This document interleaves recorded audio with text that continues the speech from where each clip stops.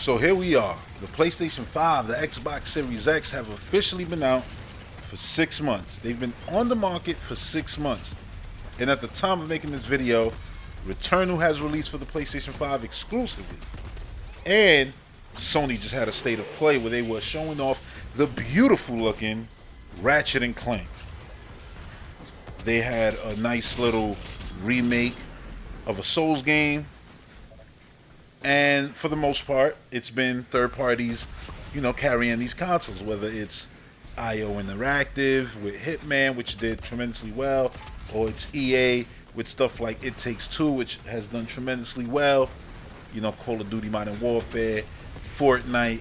These games are still doing tremendously well, and yes, they still do matter tremendously to these brand new crop of consoles. And they will on the brand new Super Nintendo Switch whenever that is revealed. Those games will be staples on there. I don't know about Call of Duty, because Activision, they'll have everybody making Call of Duty and still manage not to make a Nintendo version of a Call of Duty game. So weird, so weird. On the Nintendo Switch, a console that's selling like it's selling. But we're not talking about that. The point is, these consoles have been out for 6 months. I just named you a few exclusives for the PlayStation 5. Don't matter what you think about them. They exist. They're there. And you know that they're solid games. Now, take a quick glance at the other side, across the pond, in front of yourself at your direct competition. And what do you see? You see the Xbox Series S and you see the Xbox Series X. Two consoles that have been on the market for the same amount of time as the PlayStation 5. And does the thing have exclusives? Absolutely. Plenty of exclusives. Have any of those released in the time frame of the 6 month of the release of the next generation Xboxes? No. Well, Hivebusters did, but for the most part, no. And what's coming out next? What's in the near future? And I don't mean this fall, which is the near future, I know. But I'm not talking about this fall, because I just mentioned Returnal, and I just mentioned Ratchet and Clank. What's next? What's dropping this summer? It's crickets. You don't know. I don't know. We could say Psychonauts. We could say Flight Simulator. Which Flight Simulator, we really could say that because they did say summer, right? And we know summer could mean the end of September, but they did say summer. So I guess that's one. But the fact that it's released on PC a bit early, people say, oh yeah, that doesn't count. And you would be right. You would be right. You want to know why?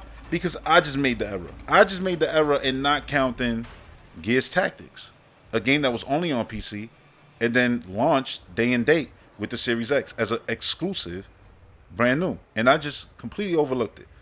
That's my bad. And that tends to be the case a lot with Xbox, where their exclusives get overlooked. See, last year, Xbox dropped Bleeding Edge, Minecraft Dungeons, Ori and the Will of the Wisp, Tell Me Why. You know what I mean? Like, I swear I'm missing a few others. But they dropped, a ton of games last year. Battletoads, that's another one. Flight Simulator, right? Did I even mention that one? All those games came out last year. Those are Microsoft exclusive games to their ecosystem, which is wherever Game Pass is, that's where you'll find their games. Just like Bethesda games, right? So they are dropping games, whether, you love them or whatever the case may be. Doesn't matter. They got games out there on the market, and we know that their first party, that's tame. Their first party is really going to kick off. You got Halo. You're going to have even Psychonauts, like Psychonauts, Halo, and what's it called? Ninja Theory game. Goddamn, Senua.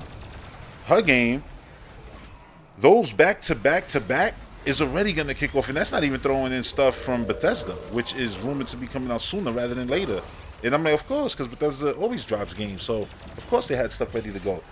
And that's the case because we've seen a couple exclusive to PlayStation.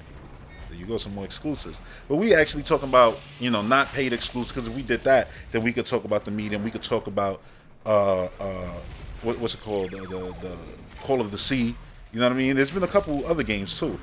There's been those. But when it comes to those exclusive games that people, can tout across the pond to the competition, like, oh, you got that, we got that. None of that. And we 6 months in. How is that okay? How is that okay? The easy answer is Game Pass, right? It's Game Pass. That's the easy answer. No other console has had a cheaper way to play video games, and so many video games, and not just old video games, but brand new video games. And a lot of people who just jumped into the series pool of consoles, they haven't touched the Xbox likely in a long time. So everything from the Xbox One generation is brand new. If they skipped out on Xbox and they used to love Xbox and now they jump back in, playing Halo again is brand new. Literally, from the way it looks to, field of view sliders and all of that. Like, it's just brand new. It's a brand new experience. It's Halo in 4K. 120 frames per second, all of that. Like, same thing with Gears of War games and everything. And you don't have to pay for it. It's just there. So nobody's going to complain that, I don't got nothing to play when MLB is coming out day one. When Outriders is coming out day one. When they know that, your Xbox got a ton of stuff coming out. And what are the cool games out right now? It's Call of Duty Warzone. I can play that right now on my Xbox for free, and I don't even need live. Finally. You know what I mean? Well, what else is the dope stuff that's out that, recently came out and made headlines? It's stuff like Doom Eternal. I could play that right there if I never got around to it on PlayStation 4. Or if I had an Xbox One at the time or a Nintendo Switch, I could play it right there. I could play all the old Doom games right there. If I didn't play Dishonored before, Prey before, it's all there. And it's Game Pass. And I've said this a lot. Game Pass is the most illest exclusive that you can ask for as a gamer. I don't know about bottom lines and all of that, but for myself as a game, from the Reader Boy dropping, you know what I mean? Like, that came out, almost done with that. Like, it's just so much Tetris Effect, which I've played a ton of, you know what I'm saying? They just been dropping games and games, and it's not even just new games that I'm talking about too. It's like the old games, like I mentioned, these games going to better frame rates, and it's not only that. Like, Sea of Thieves, if you never played that and you're jumping into it, it's a brand new experience from what launched before. Gets brand new DLC. Same thing with like the Super 7 series for Forza, brand new DLC. You know what I'm saying? Gears got the Hive Busters, brand new DLC.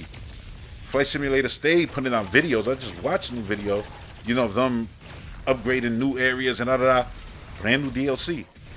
They've been dropping DLC for all of their games too, you know what I mean? Keeping them alive. Tell Me Why, have multiple parts and things like that. So yeah, they've been doing what they could do with what they got.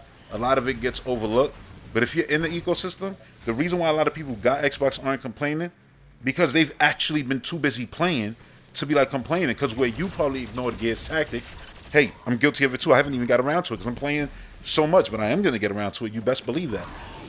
Mario Rabbids, goddamn, made it so I will play that game one day for sure. And when am I going to play it? Right after I beat the Donkey Kong Mario Rabbids DLC. I'm going to go right into Gears Tactic. So I'm going to be in that little tactical top-down era, because when the Ascent comes out, which looks amazing, I'm going to be on that too. And that's the thing. These games are coming out, and nobody feels like, I got to pay 60, 70, nothing. It's just, they're dropping. So the wait for the big exclusives has been easy. Like smooth sailing. Like, it don't matter the games you name, whether you're talking about Grand Theft Auto 5, that's on Game Pass. Control, that's on Game Pass. You know what I'm saying? Like, this is just the way it is. You know what I'm saying? Like, it's just crazy. So many games, so little time. So with so many games, there's no time to complain about, we're like first party. Like, people know Halo coming at the end of the year. That's going to be massive. No matter what haters want to say, it's going to be massive. Literally, as a game, massive.